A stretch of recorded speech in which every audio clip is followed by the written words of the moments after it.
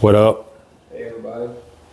Monday. Yeah, it's Monday. It's a Monday after a pretty good long break. You hadn't seen many videos from the shop from us. Nope, not at all. I just got back from Western North Carolina mountains with a task force, search and rescue task force, North Carolina, and our thoughts and prayers are still with everybody down there. We've got a lot of friends and customers that were affected by the storm.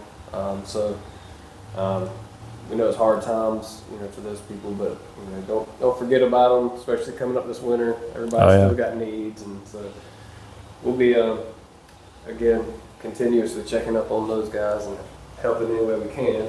But this car's set for a couple weeks while I was gone. Special thanks to Michael, a customer here. He, it's like, hey, your car's parked in the shop. I got to go for 2 weeks, and he was totally cool and understanding and patient. So that meant a lot as well.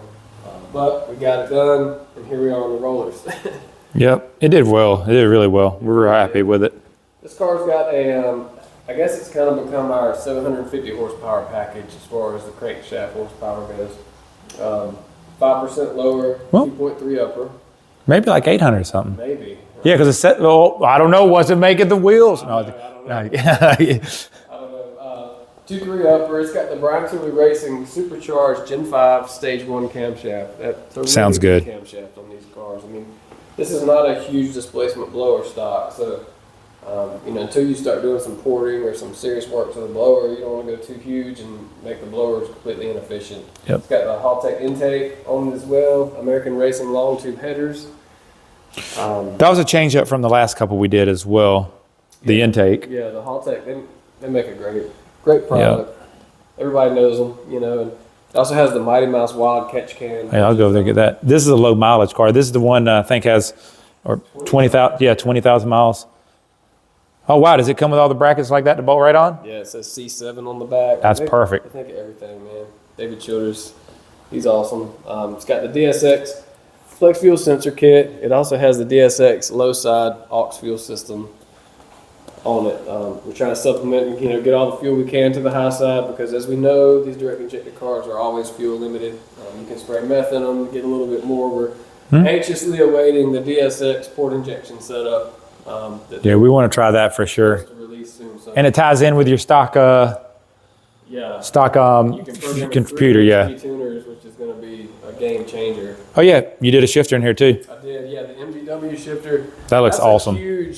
That's a huge difference on these cars as well. They do a great job manufacturing that shifter. It comes with, it's not just a drop in. Some of the old school Corvette, you just drop a shorter shifter in there. This one is a completely different shifter box. It changes everything with how those shifts feel. And it feels really nice, and it's not notchy. No. I like a short shifter, but I do not like it when they get notchy. Yeah. A lot of times you get a notchy shifter, that's just the worst. Can't find the gear. Horrible. This is a really good one.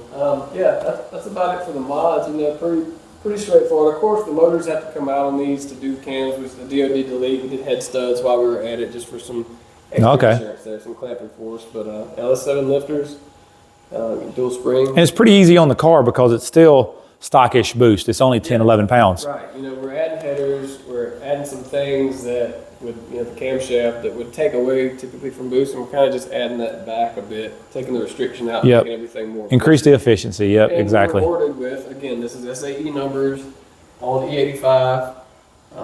E50. That's right, E50. Yeah, that's 50/50, and that's our thing with these. Right now, that's all we can get with this power level. That seems to be the point, and we did get, before I leaned it out, we were actually getting a little bit of oddness. And what happens is when the injectors are past there, where they're efficiently throwing fuel into the engine, it starts to give you false peaks and bad lines in your graph. It does. You've only got a certain amount of time to get the fuel into the motor in these direct injected cars. So we hit about 12.0 to 1 air fuel on E85, and then 93 is a little bit richer because it's just not as great of a gas, to be honest with you. And we don't spend a ton of time fine tuning the E85 at wide open. Power. Yeah.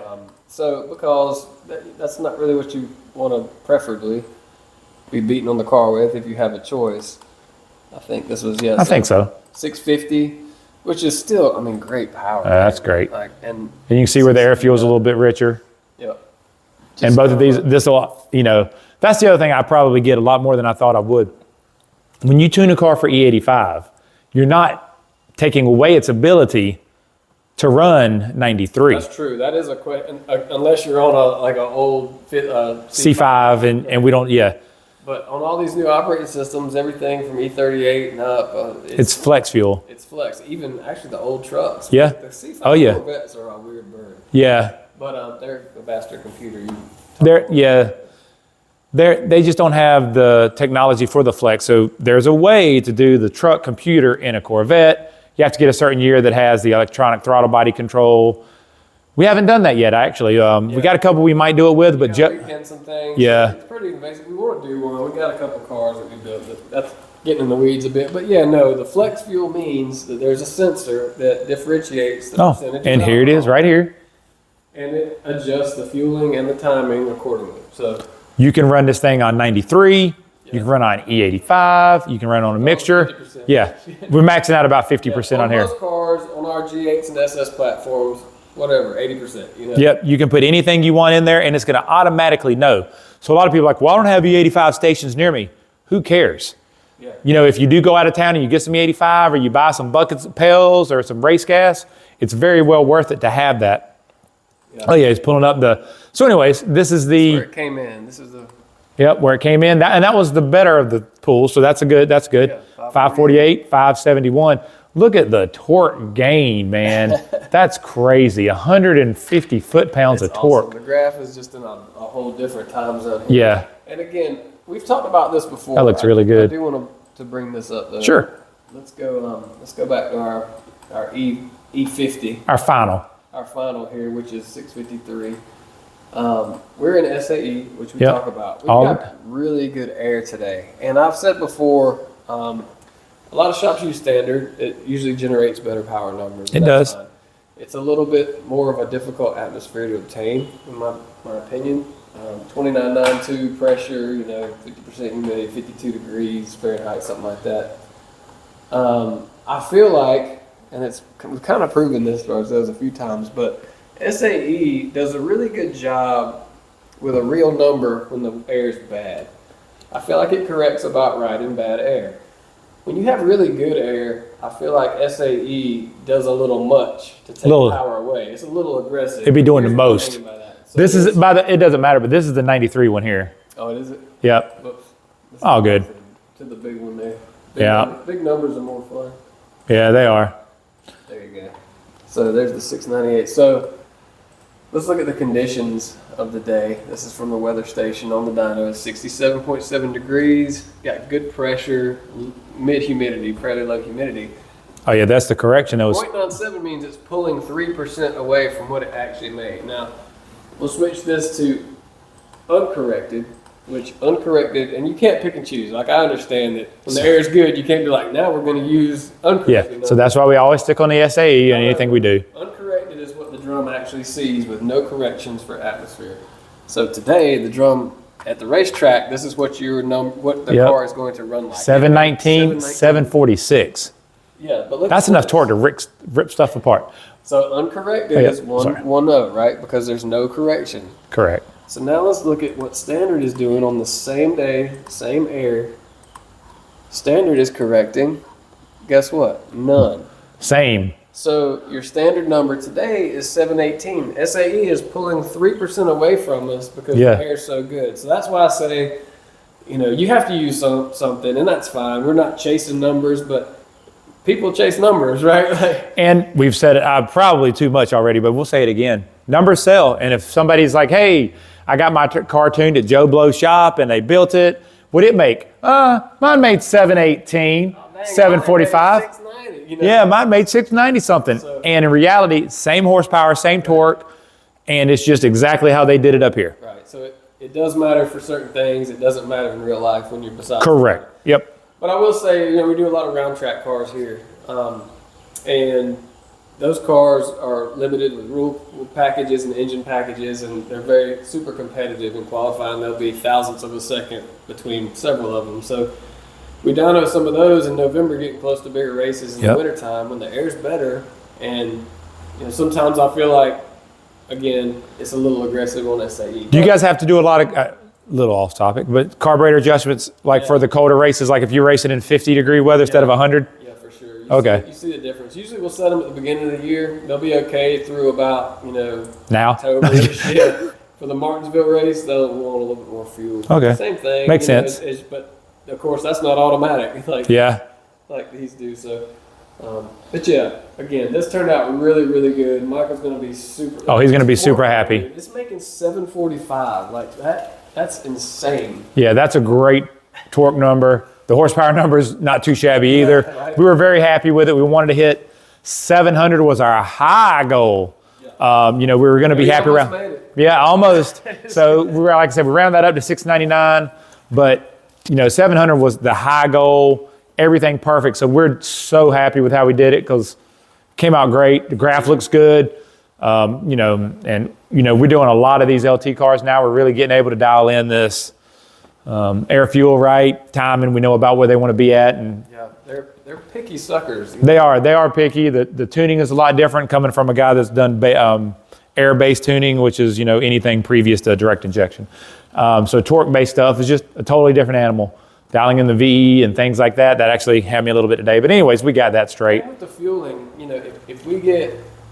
once we get port injection capabilities, or I'm excited to see that. a bunch of stuff That looks we can good. do. And we know we can spray meth. We try to stay away from adding meth as fueling, just for the aspect of if it fails or quits or whatever. Then Yeah. clean.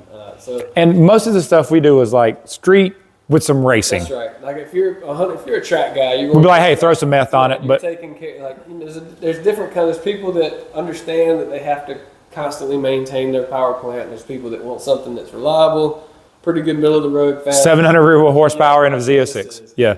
But if we can run higher percentages of ethanol or different fuels and fuel it, Then we could turn. add Basically, this is a good setup because I think the timing, the fuel, we're all pretty maxed equally, right? I always say equally because here's the deal.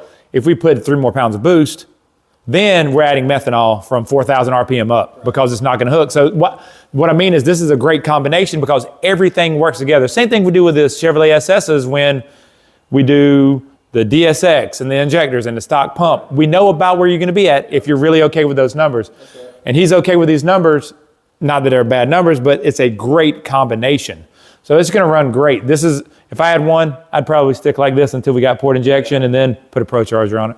Right. Yeah. But sorry, we can't let that. We always let the Pro Charger come out sometimes. But yeah, we're going to go street drive at one time. And maybe I'm going to go ahead and edit this video when we get back and get it out there. So maybe he'll see this before he gets it. Yeah. That'll be exciting. He'll be over here in 5 minutes. Yeah, for sure. He was excited. He wanted us to, do a nice video on here and everything. And I think we hit everything we did. But yeah, so you actually, and now you got the Z01 coming, and that one's going to be the stock blower. Well, I don't know. That was the plan initially. It's been back and forth. We'll see what he wants to do. He does want to end up with a Pro Charger. We might do it sooner than later. Okay. And we got a few other things. We got a 5th gen coming, a 6th gen coming, and a G8. So yeah, we got a lot of things coming in this week. We'll getting back into rotation and hopefully have more of these videos. It's amazing, like I said, when you talk to people, we talk to people out in events. They're like, yeah, man, we'll get home, we'll sit down. Me and my wife will watch the videos. It's those guys again. Yeah. So, anyways, and Todd too. Look, I'll give all the ladies something here. Yeah. There you go. So Dusty got a couple videos. I'll get backing out of the video and a little bit of drive maybe, but we appreciate it. We're back in sort of the swing of things again, and we're going to try to get caught up over the next couple weeks. Yeah. Anyways, until next time, thanks. Doesn't stop, No, right? it doesn't. Thank you.